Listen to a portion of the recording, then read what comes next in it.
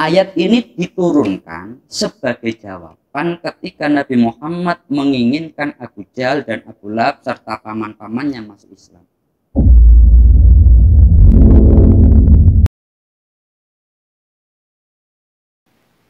Kalau kita rujuk pada asbabun nuzul ayat ini, jadi ayat ini diturunkan karena Nabi Muhammad itu beliau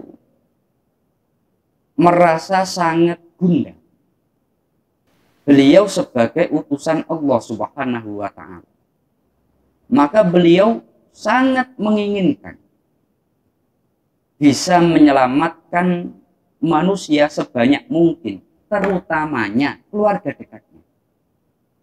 Maka ketika Nabi Muhammad itu beliau menginginkan itu terjadi, beliau mengundang keluarga besarnya, Abu Jahal, Abu Lahab, Hamzah, pokoknya keluarga dekatnya diundang. Tapi ternyata yang menjadi musuh bebuyutan Nabi itu malah keluarga dekatnya. Yang iman kepada Muhammad itu seperti budak, orang-orang miskin, orang-orang jauh. Tapi keluarga dekat sendiri itu malah nggak iman. Maka Nabi Muhammad itu beliau minta kepada Allah, ya Allah, ini bagaimana? Saya ingin agar keluarga saya itu yang keluarga dekat itu bisa menjadi iman. Tapi ternyata Allah menurunkan ayat ini. Hei Muhammad, seperti Abu Jahal, Abu Lahab, itu nggak mungkin bisa iman. Kamu paksa atau tidak, tetap mereka tidak mungkin bisa iman. Karena Allah telah mengunci hatinya. Allah telah mengunci pendengarannya dan Allah telah menutup matanya, dan bagi mereka adab yang betul. Nah, ayat ini ayat yang sebagai bukti ketika orang berbicara tentang iman dan tidak iman, hakikatnya ketetapan Allah Subhanahu wa ta'ala. Nabi Muhammad ingin keluarganya itu banyak yang masuk Islam. Ternyata ketika Allah tidak berkehendak, ya tidak mungkin bisa. Nabi Muhammad berusaha semaksimal mungkin, dalam tafsir disebutkan Ka'abi Jahlin wa Abi Lahabin. Abu Lahab, Abu Jahal itu diajak terus untuk masuk Islam. Tapi ternyata mereka orang-orang yang memang oleh Allah tidak diberi hidayah, hingga akhirnya mereka sampai mati tidak masuk pada golongan orang-orang muslim.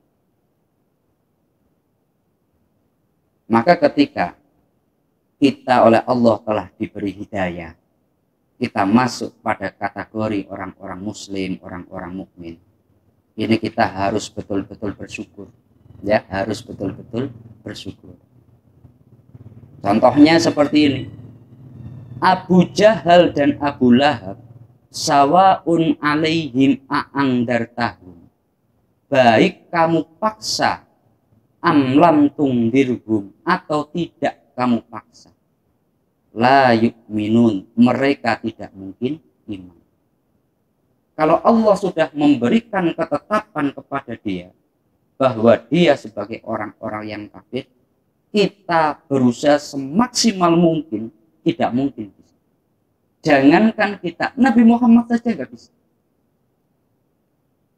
Jangankan kita yang kategori orang-orang biasa, Nabi Muhammad sebagai Rasulullah itu nggak bisa merubah paman-pamannya. Amlam tungdirhum, kamu paksa atau tidak kamu paksa, tetap sah. Nah, ini kalau kita kembangkan dalam tafsir yang lebih luas, kaitan dengan apa yang telah ditakdirkan Allah, maka itu memang semuanya kalau sudah ditakdirkan Allah, ya tidak mungkin bisa berubah. Tetapi manusia punya namanya ikhtiar. Artinya seperti ini kalau dalam sejarah. Ayat ini diturunkan sebagai jawaban ketika Nabi Muhammad menginginkan Abu Jahal dan Abu Lahab serta paman-pamannya masuk Islam. Ternyata Allah memberikan jawaban, kamu paksa atau tidak, mereka nggak mungkin iman Muhammad. Tetapi bukan berarti ketika seperti itu Nabi Muhammad kemudian berhenti dakwah, tidak. Nabi Muhammad tetap dakwah.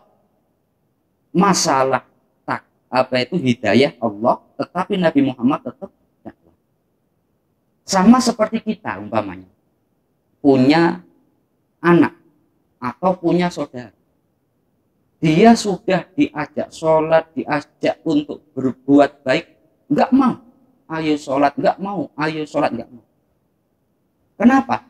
Karena ketika kita mengajak sekuat apapun, kalau Allah belum memberikan hidayah kepada dia, maka tidak mungkin bisa merubah dia.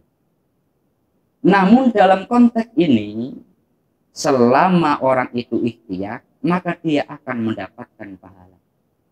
Sama seperti Nabi Muhammad ketika beliau terus melakukan dakwah, maka beliau dalam rangka untuk menjalankan perintah Allah. Tetapi masalah hidayah itu juga ketetapan Allah.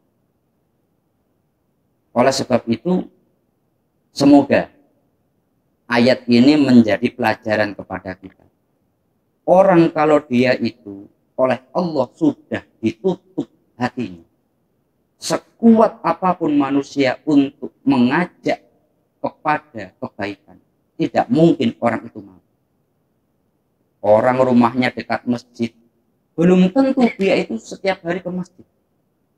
Orang yang rumahnya jauh dari masjid, belum tentu orang itu tidak pernah ke masjid. Masalah tentang hidayah, orang itu kafir, orang itu mukmin, ini semua ketetapan Allah Subhanahu wa ta'ala. Baik orangnya dipaksa atau tidak, kalau Allah sudah menetapkan orang itu kafir, nggak mungkin bisa berubah jadi mukmin.